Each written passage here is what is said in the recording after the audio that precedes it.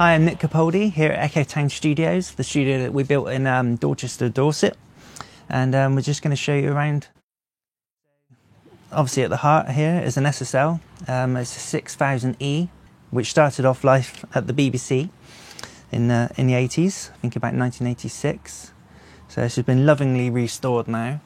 We have a collection of analogue outboard, original 1959 or 1960 Pultex there. The blue stripe 1176, and we have a rack dedicated to Chandler here, all the old EMI Abbey Road stuff. So a little Compu rhythm on the top, which you'll hear at the beginning of In the Air Tonight by Phil Collins. So a few DBXs in there. A really odd Fairchild there. We have ATC 200 ASL Pros in the wall. And onto this is our microphone cupboard. So lots of magic things in here, like the Colrec Soundfield, which comes with this unit and this reel here. We have all the classic Neumanns, the Volve U47s. We have a classic bass drum microphone, the AKG D30, which was one of my favourites in there. Heard on lots of classic rock records. Big heavy microphone. Zeppelin and the Who used to use those. So we have quirky things like the Vitavox that George Martin would have used that to talk back to the Beatles. Used to be plumbed into an old EMI desk. Now got an XLR on it for quirky things. The Coles. This is a nice one. We have a big heavy RCA ribbon microphone that we love. 44BX.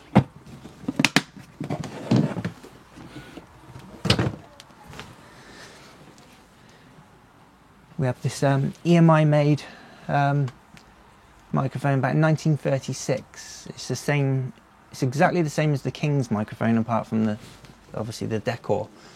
So, and you can get a plug-in of that actual microphone. It's got a strange capsule that they only made for a couple of years, so Leicester Abbey Road told me. And it actually used to belong to an Abbey Road engineer years ago. So, then into the machine room. We have a Dolby SR rack and 3 tape machines. The first one that we bought, which is a Studer J37, the same model that the Beatles used to record on, and the same model that they used to join 2 up together to make 8 tracks for Sgt. Pepper's. So this is in very good condition. It's a lovely machine, sounds fantastic. It's 1 inch. And then we have the 24-track Otari MTR 90 Mark III, this one, which came from Mono Valley. So the last person to record on this was Tom Jones, with Ethan Johns as producer. And then the mixdown machine over there, which is 1/2 inch. So through to the live room.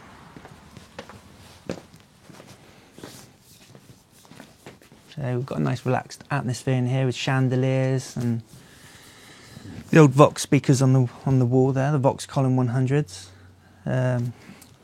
So I recorded at Abbey Road last year and used a Channon very much like this, the same as what the Beatles used to use. So decided that must have one in the studio. So we sourced one and found one. So that sounds really nice. And over there we've got the 1973 Yamaha G3 grand piano, and of course the Hammond there. That used to belong to Benny Gallagher, that one. So, and then we have amp booth there. Yeah, we'll go through to the recreation area.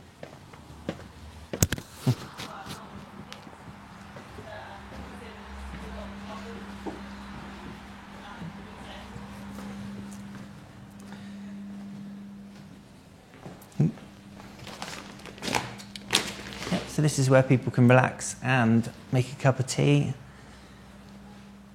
and maybe even sometimes record. So, kitchen area here, we have a snooker table with Michael Jackson. We have a friend's door. When you open and walk inside, you have the recording light turns on. Some of the quirky ideas we came up with for this place. So this is our workshop and also houses the reverb. So we have the EMT plate reverb here. We have the AKG BX20E spring reverb. And then a host of things for the musical palette, so including many vintage amps and classic keyboards. There's a Baldwin electric harpsichord there. We've got a Fender Bassman amp here that used to belong to Manny from the Stone Roses, and he's actually signed the back of it. And we have a photograph of him unloading it from the back of his car. This is quite a cool... This is a recent purchase that we got for a friend. This was the snare drum used on Heatwave's Boogie Nights, the actual snare drum from that song.